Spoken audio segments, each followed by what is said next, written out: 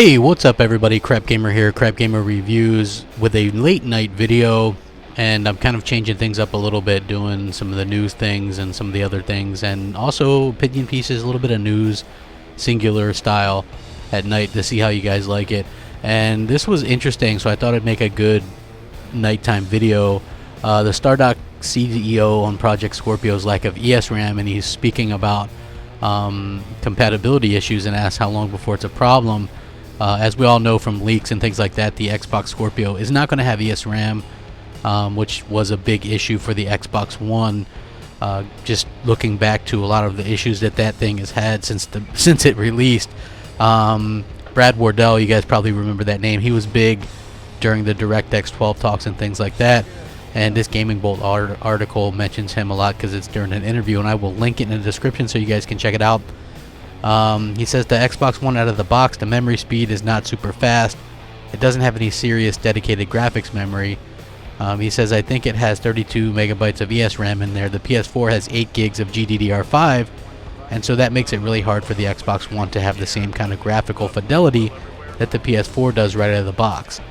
Now, Scorpio addresses much of that, but the question is, if I have to make my game run on the basic Xbox One, well, that's how far can the difference in capability be before it's actually kind of a problem. It's actually that memory speed issue.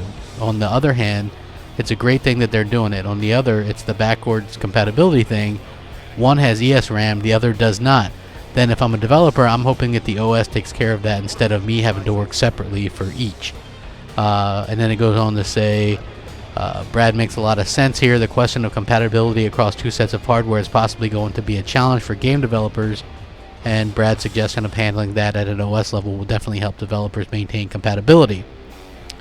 This is the thing, and I'm surprised that Brad doesn't have some of these documents and things like that that very much explain how you do these kind of things.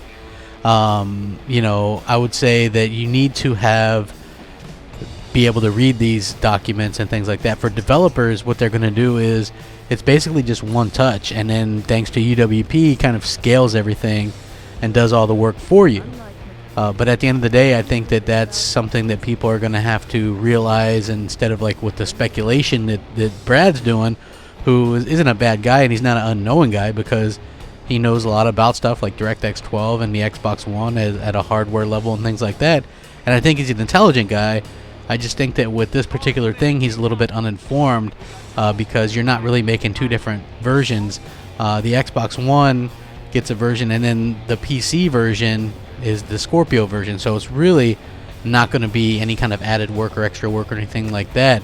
It's just interesting to see sometimes how these people come out and do these types of things. So at the end of the day, you know, I think that it's one of those situations that we'll have to wait and see, but I don't really see any kind of compatibility issues down the line, because like I said, one's going to be like the PC version and one is just going to be for Xbox One. UWP allows for like that kind of scalability and things like that. I don't think it's going to be an issue at all. So I don't know, but like I said, check out the article. Let me know what you think in the comment section. Hit me up on Twitter at @the_Crapgamer, Xbox Live MOH Crapgamer. As always, thanks for watching. Rack 'em up. Crapgamer out.